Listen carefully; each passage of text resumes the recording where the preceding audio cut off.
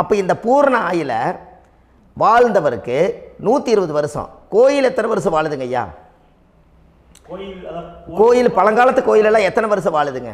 12 வருஷத்துக்கு அது ஓகே, அது பரவாயில்ல. 12 வருஷத்துக்கு ஒருக்கா பழசை புதுப்பிச்சு கும்பாபிஷேகம் பண்ணி மறுபடியும் அதுக்கு பவர் கூட்டி சக்தி ஊட்டி அதுக்கு உருவேற்றுறாங்க.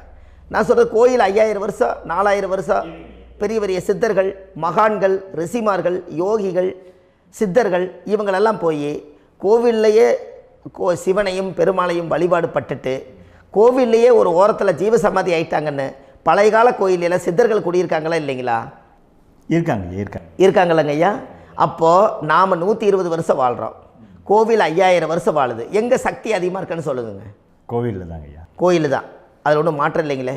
கோயில் தாங்க ஐயா. அப்போ கோவிலில் தான் அந்த சக்தி இருக்குது நீங்கள் சொல்கிறீங்க. அப்போ உங்களுடைய கர்மாவை உடைக்கிறதுக்கு 120 வருஷம் பெருசா 5000 வருஷம் பெருசான்னு சொல்லுங்கள்? 5000 தாங்க. அப்போ 5000 வருஷம் உள்ள அலைகள் வந்து எத்தனை அந்த சிவனுக்கு இப்போ ஒரு சிவன் கோயிலே உங்களுக்கு முடக்கு தோஷத்துக்கு ஒரு கோயில் வருதுன்னு வச்சுக்கோங்க.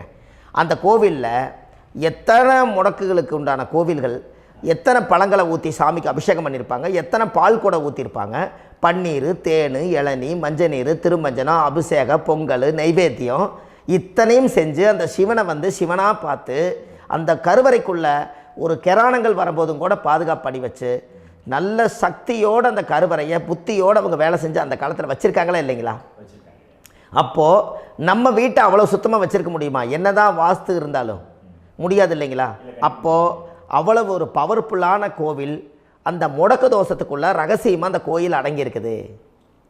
உங்கள் ஜாதகத்துக்குள்ளே உண்மையாலுமே ஊழ்வினை கோயில், கர்மவினை கோயில் அதுக்குள்ளே இருக்குது. அந்த ஜாதகத்தை கணிச்சு பார்த்தா கரெக்டாக உங்களுடைய ஜாதகத்தில் அப்பாவுடைய கருவறையிலேருந்து உயிர் உருவாகிற நேரத்தில் இருந்து இப்போ வரைக்கும் நீங்கள் கரண்ட்டில் வாழ வரைக்கும் அந்த கர்ம கூட வர்றத ஒரே ஒரு இடத்துல போனால் மட்டும்தான் விட்டுட்டு வர முடியும். அது எந்த வீடு அப்படின்னு கேட்டால் உங்களுக்கு வந்து அப்பாவுடைய கர்மா வழியில் போய் அந்த கோவில் பழையகால கோயில், பழையகால தெய்வங்கள், அந்த கோவில் தான் உங்கள் ஜாதகத்துக்குள்ள ரகசியமாக இருக்கும். அது ஏன் இந்த பதிவில் உங்களால் சொல்ல முடியாது அப்படின்னா, இந்த பதிவில் ஏன் உங்க சொல்ல முடியாதுன்னா உங்கள் ஜாதகம் தெரியாமல் என்ன கோயிலை நீங்கள் சொல்லுவீங்க? இப்போ பொதுவாக ஒரு நட்சத்திரத்துக்கு ஏதோ ஒரு கோவிலை அவங்க சொல்லி நீங்கள் போயிட்டு வரீங்கன்னு வச்சுக்கோங்க.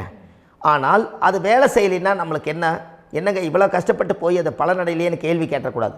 உங்கள் ஜாதகத்தை நீங்கள் கொண்டாங்க, உங்கள் டேட் ஆஃப் பர்த் டயத்தை போட்டு ஜாதகத்தை கணிச்சு நீங்கள் சூரியன் என்ற நட்சத்திரத்துக்கு உங்களுடைய கர்மவினை கோவில் யார், உங்களுடைய முடக்கு யார், ஊழ்வினை தோஷத்துக்கு உண்டானவர் யார், தாய் வழி கர்மா யார், தந்தை வழி கர்மா எது, நீங்கள் பிறக்கும்போது வந்த கர்மா என்ன, இது எல்லாம் கணிக்காமல் பொதுவாக ஒரு கோயிலில் போய் நீங்கள் பாட்டுக்கு சாமி கும்பிட்டு வந்தால் பலன் எப்படி கிடைக்கும்?